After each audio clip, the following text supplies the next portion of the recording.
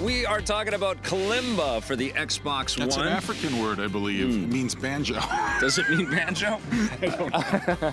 Well, this was not something I was particularly looking forward to. The icons about this game and all the art that I thought it was going to be a match 3 puzzle game. I don't know why you put it in my inbox, but then it arrived and then I played it. Now I'm a Kalimba expert. And it's pretty damn fun, this game. As you move through the level, if one of the guys, whether it's the top or bottom, will run into an object, that he will stop moving and the other guy will move. So you're constantly having to look and gauge where you want to move your guys and what you're going to accomplish next. You have to time your jumps almost perfectly. Yes. And you know, I mean, this is one of the things we always talk about when we get a game like this, and that's the Mario-type gameplay mechanics, right. The jump mechanics. Don't feel quite as tight as I would like them to be. I thought they were pretty razor sharp. I'm glad you liked them. I really did. For me, they didn't feel quite there. And also, you know, I liked the colorfulness. It just felt like it was missing something. I know it's very spare. Yeah.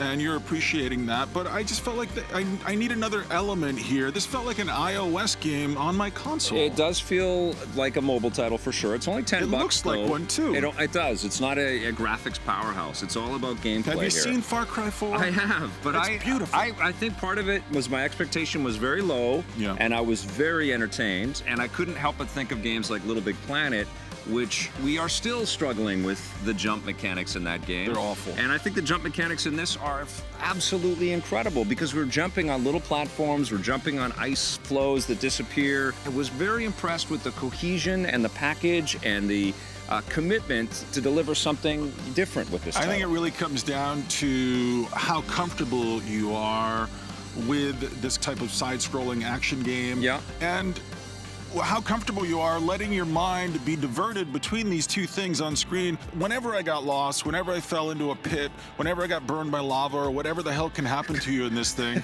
I'm just like, why the hell do I have to look at both these guys? That's not fun. I was having fun. And it is but a rubbing your belly, patting your head type of experience.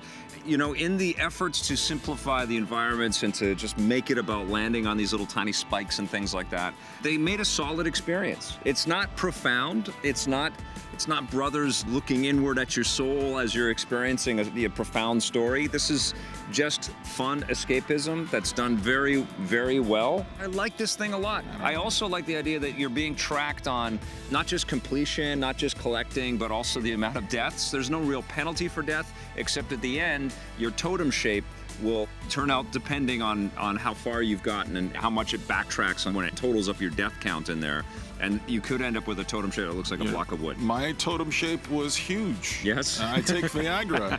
No, listen, this just felt a little bit just like it's nice and it's nicely done, but I just want to see something big and robust and ambitious, and this is a little game you might play for an hour and then that's the end of it. You're never going to go back to this again. I disagree. You're not going to go back to it. Yeah, I like this game a lot. This is one of my favorite experiences on Xbox One right now.